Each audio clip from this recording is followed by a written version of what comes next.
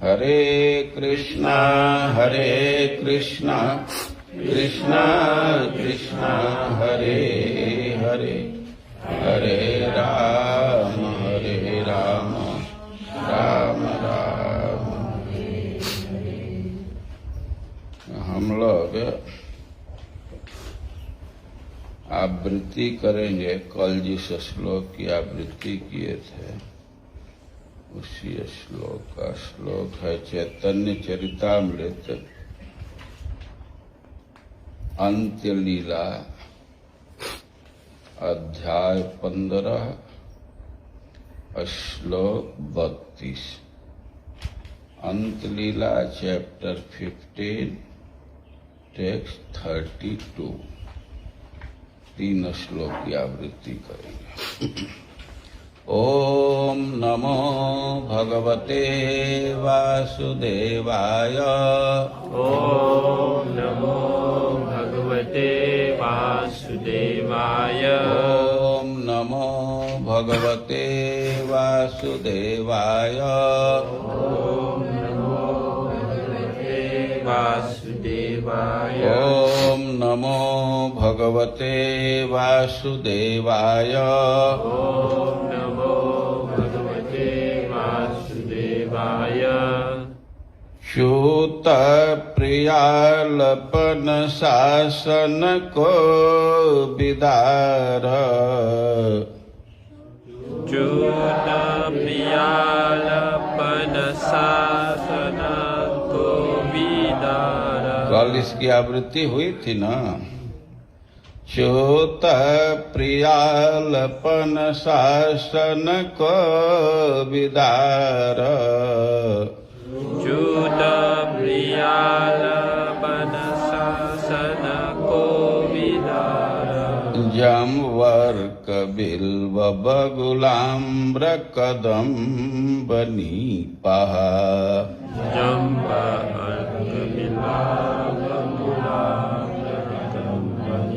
ये ने परार्थ भव का जमुनोपकूलः।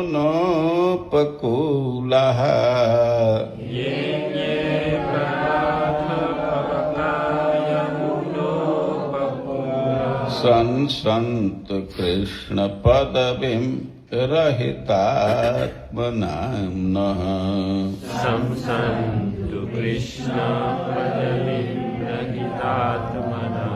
च्यूत प्रियालपन शासन को विदार। च्यूत प्रियालपन शासन को विदार। जमवर्क बिल्व बगुलाम्र कदम्ब नीपः। जमवर्क बिल्वा बगुलाम्र कदम्ब नीपः। ये ने परार्थ भव का जमुनोपकूलः। ये परार्थ भव का यमुनोपकूलः। संसन्त कृष्ण पदवीं रहितात्मनाम्नः।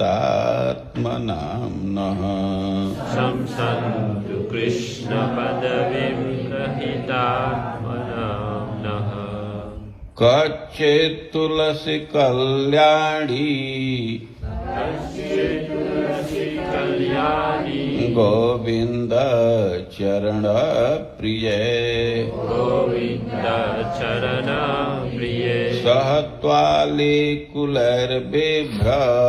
सहत्वाली कुलैर्बिभ्रत्। दृष्टस्तेति प्रियोच्युतः। दृष्टस्तेति प्रियोच्युतः। कच्चित् तुलसी कल्याणी कश्चित् तुलसी कल्याणी गोविंद चरण प्रिये। गोविंद चरण प्रिये। सहत्वालिर्कुलैर्बिभ्रत्। सहत्वाली कुलैर्बिभ्रत्। दृष्टस्तेति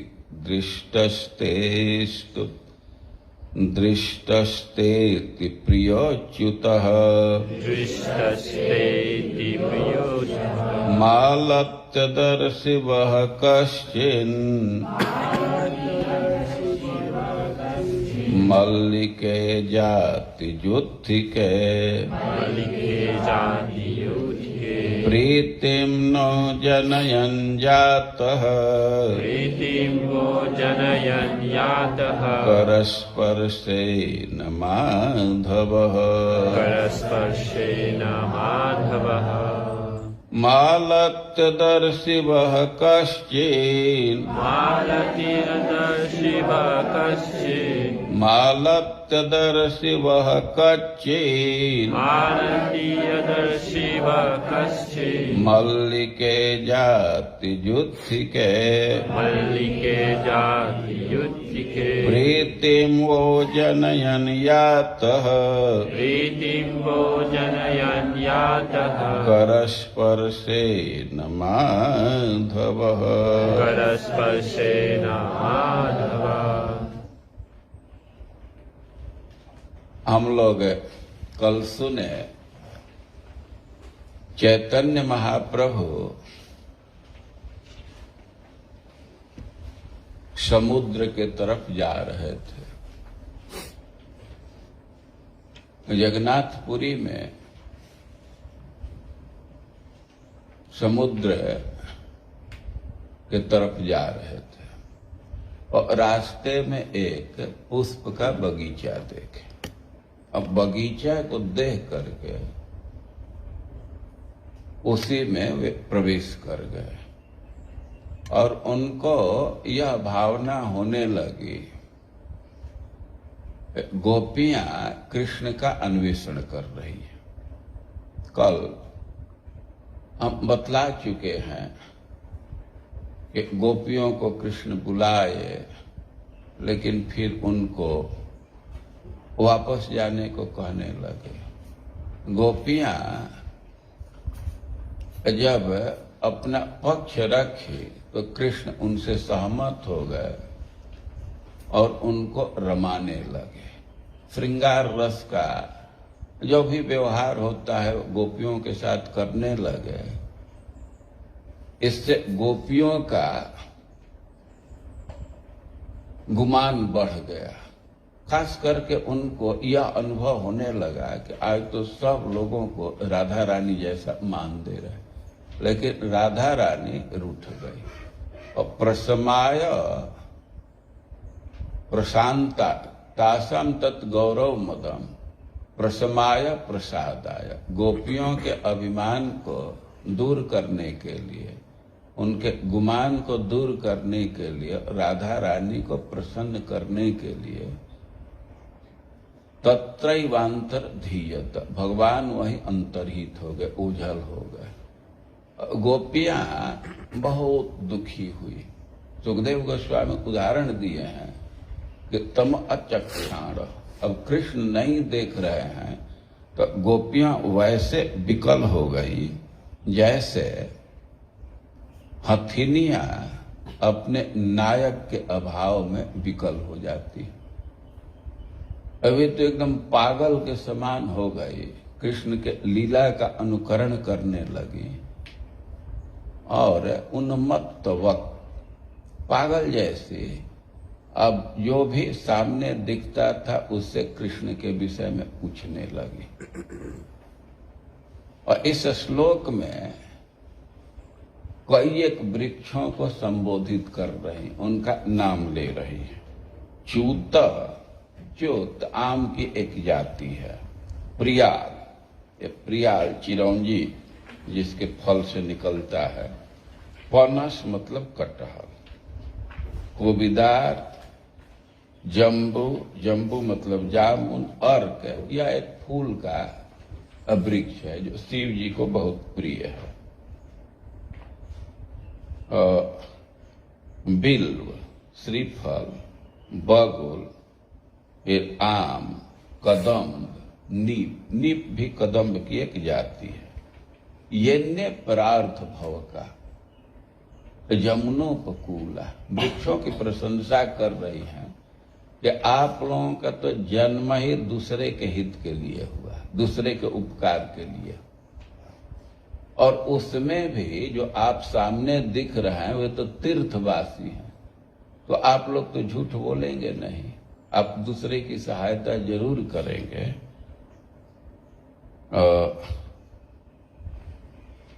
कह रहे हैं कि संसंत कृष्ण पदवी, हम लोगों को कृष्ण का स्थान बतला दीजिए। कहाँ कृष्ण? रहितात्म नामना, कृष्ण के अभाव में हम बहुत दुखी हो रहे हैं, हमारी चेतना खत्म हो रही है, मूर्छित जैसी हो रही है, तो हम पर दया कीजिए, हम तो मर जाएंगे। आप पवित्र आत्मा है, तीर्थवासी हैं, तो हम स्त्रियों की सहायता कीजिए, जीवन दान दीजिए, सहयोग कीजिए। लेकिन वे तो आशा लगा करके पूछ रही हैं कि ये बड़े ऊंचे ऊंचे हैं, इनकी दृष्टि दूर तक गई होगी, ये कृष्ण को जरूर देखे होंगे। और भी लक्षण दिख रहा था कि वे बहुत झुके हुए हैं और उनको ऐसा लग रहा है कि फूल और फल को लेकर के कृष्ण के चरणों में अर्पित करने के लिए, कृष्ण को प्रणाम करने के लिए झुके हुए। और प्रणाम करने के लिए झुके हैं मतलब कृष्ण इधर से गए हैं तो पूछना चाहते हैं कि किधर गए, लेकिन वृक्ष लोग कुछ उत्तर नहीं दिए। गोपियों के मन में विचार आने लगा कि पुरुष जाति के हैं, कृष्ण के पक्षधर हैं, इसलिए हम लोगों को इग्नोर कर रहे हैं, हम लोगों के बात पर ध्यान नहीं दे रहे। अब जातिवाद है तो कोई स्त्रियों, जो स्त्री जाति के वृक्ष हैं उनसे पूछेंगे। तो आगे के श्लोक में पूछ रहे हैं, कचित तुलसी कल्याणी गोविंद चरण प्रिय। तुलसी जी से पूछ रहे हैं कि हे तुलसी देवी, आप तो सबका कल्याण करने वाली हैं, गोविंद चरण प्रिय, और गोविंद का चरण आपको बहुत प्रिय है। तुलसी देवी भगवान के चरण में निवास करती, उनका चरण भगवान को बहुत प्रिय है। कारण कि सह त्वालिर कुलेर बिभ्रत दृष्टस्तेति प्रियोच्युतः। और भगवान भी तुमसे बहुत प्रेम करते हैं कि वे आपके माला को धारण करते हैं। आलिसह, तुलसी जी में गंध है, तो गंध के चलते भौरे मंडराते रहते हैं। और तुलसी जी को धारण करने का मतलब है, तुलसी का माला धारण करने का मतलब है कि साथ साथ भौरे भी वहां मंडराते रहते हैं। तो कह रहे हैं कि सह त्वाली कुलैर बिभ्रत, भौरों के साथ आपको धारण करते हैं। अति प्रिय च्युत, तुम अच्युत को जो अति प्रिय है तुमको देखी हो। लेकिन तुलसी जी भी नहीं कुछ बोल रही हैं। अब गोपियों के मन में आ रहा है कि ये बतलाएगी, ये तो डाह रखती है, सोतिया डाह रखती है। एक ही पुरुष के दो प्रेमिका हो, दो पत्नी हो, तो उनमें अच्छा संबंध नहीं रहता है, मधुर संबंध नहीं रहता है, उनमें तो झगड़ा हो जाता है कि ये तो खुद कृष्ण के प्रिय है तो हम लोगों से डाह रख रही है, हमारी बात पर ये ध्यान नहीं देगी, ये तो बतलाएगी नहीं। तब जो लताएं हैं और उनसे पूछ रही कि ये तो कृष्ण के सेविका है, तुलसी जी उनकी प्रिया है, लेकिन जो दूसरे लताएं हैं, खास करके जो फूल की लता है, तो वो तो सेविका है, तो ये जरूर हम लोगों के सहयोग करेंगे। तो एक एक फूल से, एक एक लता से पूछ रहे हैं, नाम ले रहे, मालती, मल्लिका, जाति, युद्धिके, ये सब लता की जाति है, फूल इससे निकलते हैं। आप लोग देखते हैं ना, यहाँ लता है, लता से बहुत पुष्प आता रहता है। कई एक लता है लोग दरवाजे पर लगाते हैं, कहाँ कहाँ लगाते हैं। तो ये सब फूल जो है लता में निकलते हैं, और फूल के जो लता है उसको संबोधित करें। मालती, मल्लिका, जाति और यूथी। इन्हें से पूछ रही हैं कि अदर्शी वह, क्या आप लोग कृष्ण को देखे? आप लोग जरूर देखे। भाई क्यों अनुमान कर रहे हो कि प्रीतिम नो जनयन जात करस्पर्शे न माधव। कृष्ण और तुम्हारे फूल को तोड़े हैं और उनका हाथ का स्पर्श मिलने से तुम बहुत प्रसन्न हो, और कृष्ण का अब तुरंत स्पर्श मिला है, और अब किधर गए उनके स्थान को बतलाओ। और ये श्रीमद् भागवतम का श्लोक है, और इसी को चैतन्य महाप्रभु बोले और उसका फिर अर्थ करने लगे बंगाली में। तो अब बंगाली में कृष्णदास कविराज गोस्वामी श्लोकों की व्याख्या कर रहे हैं चैतन्य महाप्रभु के मुख से। आम्र पनस प्रिया जम्ब को विधार, तीर्थवासी सभे कर पर उपकार। एक एक वृक्ष का नाम लेकर के करें कि हे आम, हे कटहल, हे पियार, हे जामुन, हे कोविदार, तुम सब लोग तीर्थवासी हो, पवित्र आत्मा हो, और कर पर उपकार, दूसरे के उपकार में लगे हुए हैं। कृष्ण तुम्हार इहा, कृष्ण तुम्हार इहा आइला परिला पाइला दर्शन। और कृष्ण यहाँ आए, तुम लोग दर्शन पाए। कृष्णेर उद्देश्य कह राख जीवन। और आप यह बतलाइए कि कृष्ण कहाँ है, हमारे जीवन को बचा लीजिए। तो कृष्ण के अभाव में तो हम लोग मरने वाले हैं, और इतना उपकार कीजिए कि हम जीवित रह जाए, बतलाइए। उत्तर न पाया पुनः करे अनुमान, यही सब पुरुष जाति कृष्ण सकार समान। अब वृक्ष उत्तर नहीं दे रहे हैं। गोपियों के मन में विचार आ रहा है कि ये सब पुरुष जाति के हैं और कृष्ण को अपना सखा मानते, ये कृष्ण के सखा के समान है, और इसलिए उत्तर नहीं दे रहे। अब कृष्ण छिपना चाहते हैं और उन्हीं का ये सहयोग कर रहे हैं, वो बतला नहीं रहे। ये के ने कहिब कृष्ण उद्देश्य अमार, ये स्त्री जाति लता अमर सखी प्राय। और कहे कि ये क्यों उत्तर देंगे, तो कृष्ण के सखा के समान। अब उनका ध्यान दूसरे तरफ जाता है, लताओं पर। तो कह रहे कि लता स्त्री जाति के। भाई लता को स्त्री जाति का क्यों कह रहे हैं? देखिए, प्रकृति का ऐसा निर्माण है कि स्त्री स्वावलंबी नहीं रह पाती, उसको एक सपोर्ट की आवश्यकता पड़ती है। ऐसे लाख बहस झाड़े कि स्त्री पुरुष में कोई अंतर नहीं है, वे किसी से कम नहीं है, बहुत चीज में अंतर नहीं है, लेकिन बहुत चीज में अंतर है। जैसे आप लोग शरीर पर विचार करेंगे तो स्त्री पुरुष में अंतर है ना, शरीर में अंतर है। और उसी तरह एक चेतना में, उसके चित्त में भी अंतर है।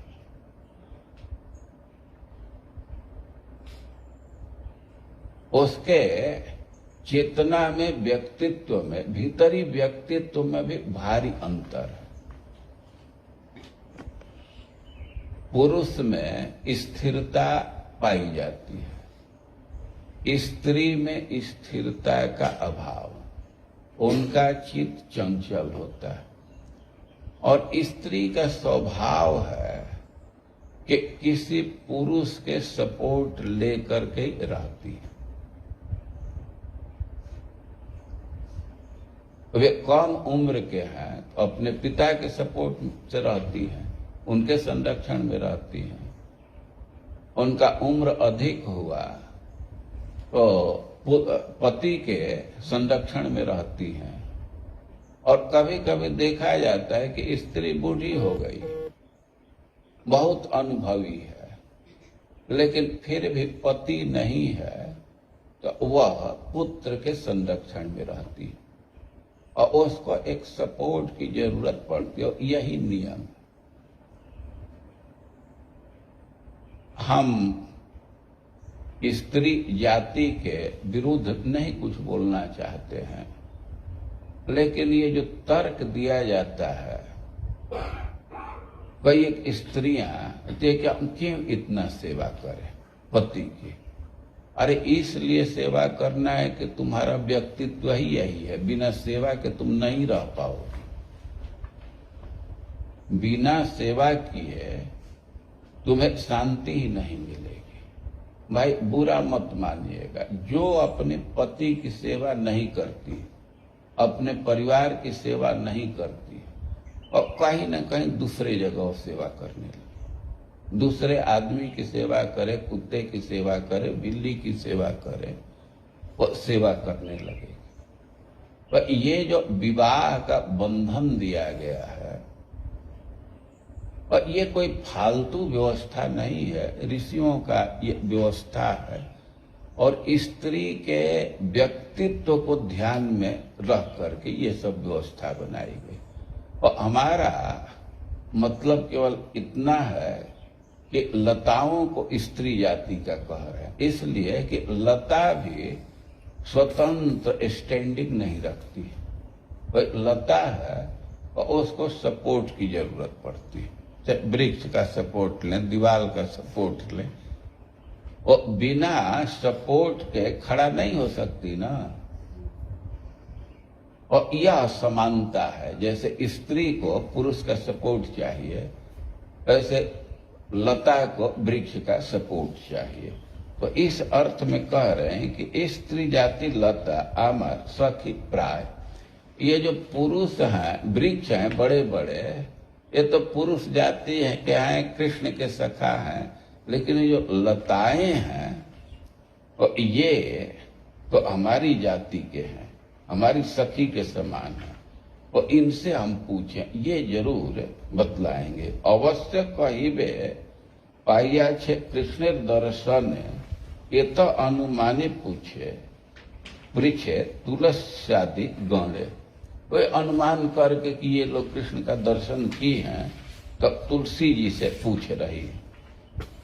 तुलसी मालती युथी माधवी मल्लिके, तोमार प्रिय कृष्ण आइला तोमार अंतिके।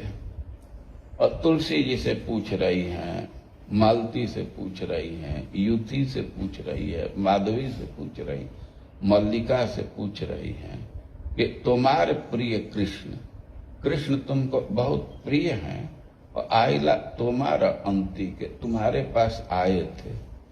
तुम ही सब हौ आमार सखी रसमान, तुम लोग तो हमारे सखी के समान हो। तो कृष्णोद्देश्य कही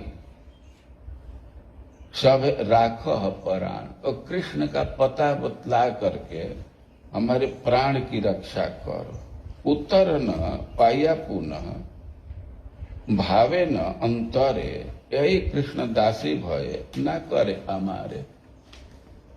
अब जब लताएं भी उत्तर नहीं दे रही, तो पुष्प की लता है वो भी कुछ प्रत्युत्तर नहीं दी, तब उनके मन में विचार आने लगा कि ये सब तो दासियां हैं, भय के मारे नहीं बतला रही। कोई भी अब दास दासी है तो उसको को अपने स्वामी का भय होता है। तो गोपियों के मन में विचार आ रहा है कि कृष्ण के भय के मारे नहीं बतला रही। आगे मृगी गण देखी, कृष्णांग गंध पाइया, तार मुखे देखी पूछे, निर्णय करिया। अब आगे हरिणिया दिख रही हैं, तो वे उनसे पूछने लगी। चैतन्य महाप्रभु श्लोक बोल रहे हैं, आप्येण पत्नुपगतः प्रियये गात्रैः तन्वन्द्रिषां सखिनुर्वृतिमचितो वः कान्ताङ्गसङ्गकुचकुङ्कुमरञ्जितायाः कुन्दस्रजः कुलपतेरिहवाति गन्धः। वो हरिणियों से पूछ रही हैं कि तुम लोग कृष्ण का देखी हो, किधर गए? और कह रहे हैं कि जरूर देखी होगी, क्योंकि जैसे तुम्हारे आंखों में सुख का लक्षण दिख रहा है, तुम्हारे आंखों में एक लक्षण दिख रहा है कि बहुत सुख अनुभव कर रहा है, और हम लोग अनुमान कर रहे हैं कि कृष्ण के दर्शन से ही तुम्हारे आंखों में सुख है। कृष्ण के दर्शन से आंखों को बहुत सुख मिलता है।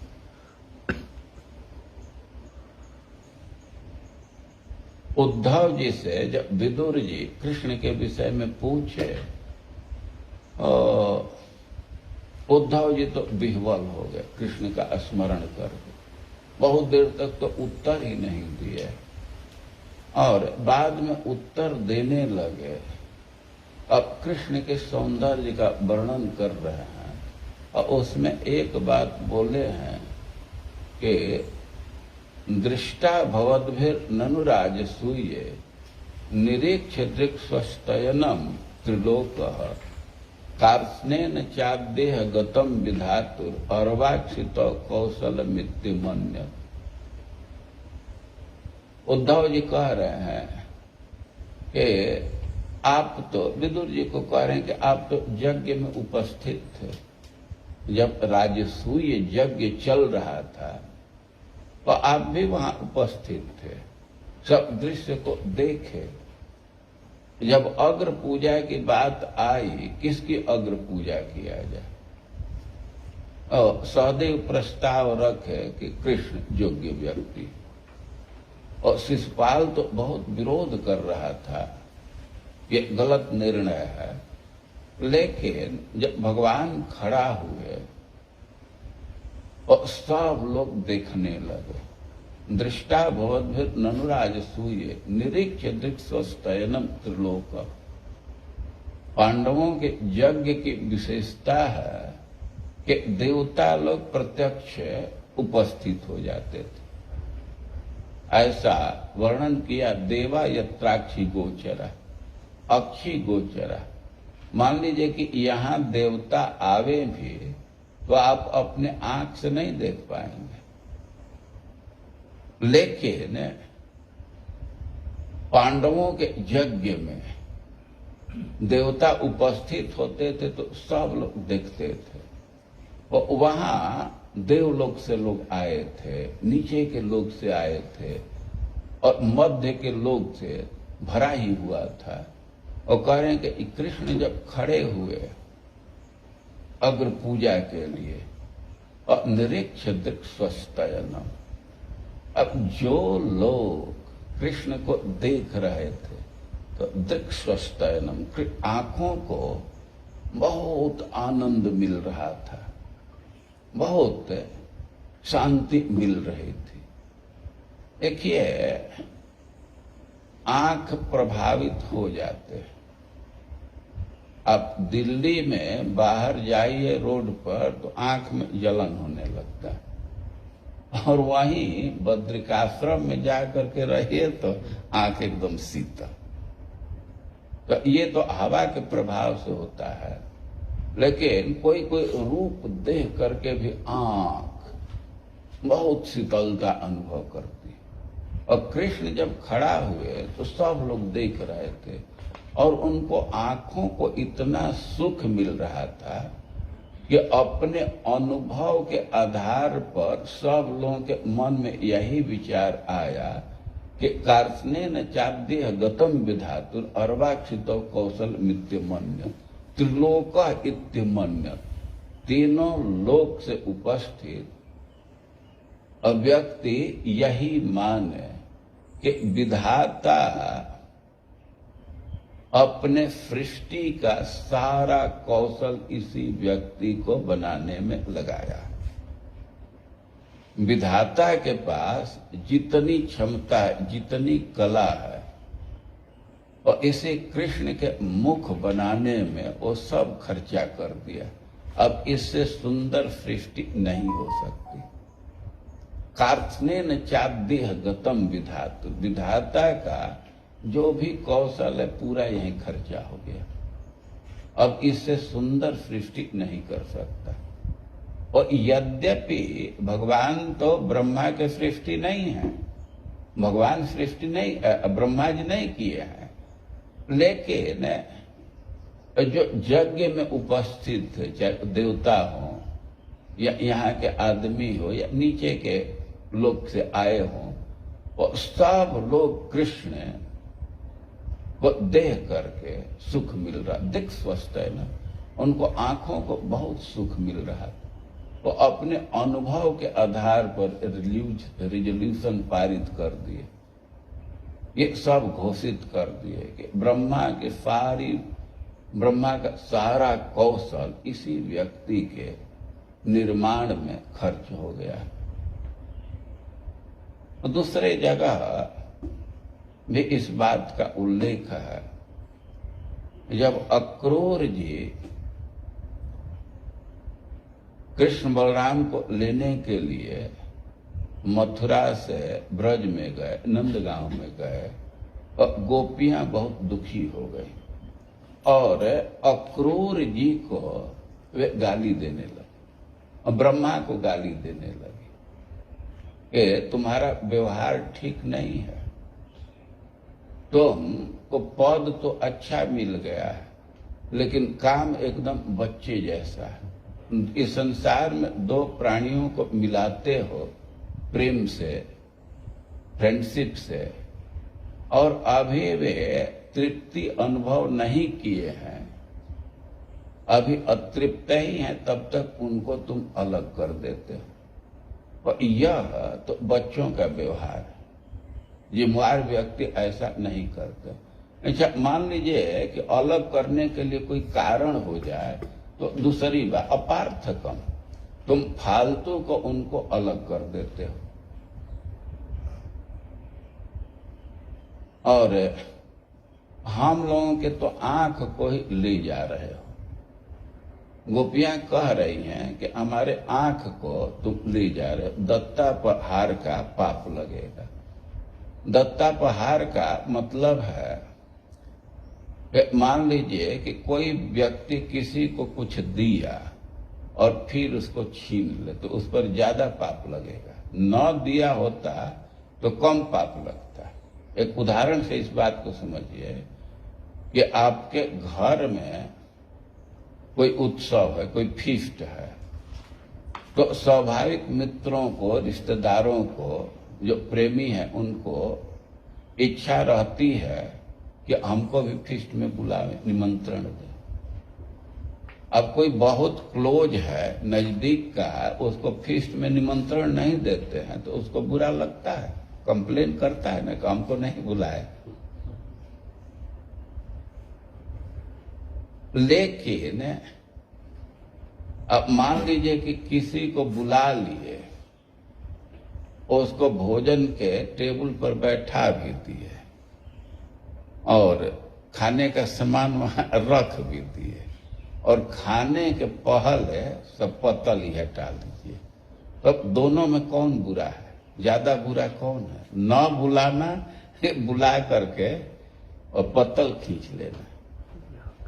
और गोपियां कह रही हैं तुमको पद तो मिल गया है लेकिन व्यवहार तो बच्चे जैसा है, तुमको ज्ञान नहीं है। भाई क्या गलती है कि गलती कई एक स्तर पर है। एक तो तुम गलती किया कि सबको दो दो आंख दिए, यह तो न्याय नहीं है। जो संसार को देखता है उसको भी दो आंख, और जो कृष्ण को भी देखता है उसको भी दो आंख, तो ये तो अन्याय है। आवश्यकता के अनुसार देना चाहिए ना।